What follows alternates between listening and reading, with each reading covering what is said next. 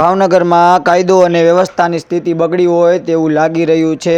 જ્યારે મોડી રાતના સમયે તસ્કરો ચોરીને અંજામ આપી રહ્યા છે, પરંતુ હજી સુધી પોલીસની પકડમાં તે આરોપી નથી આવી રહ્યા।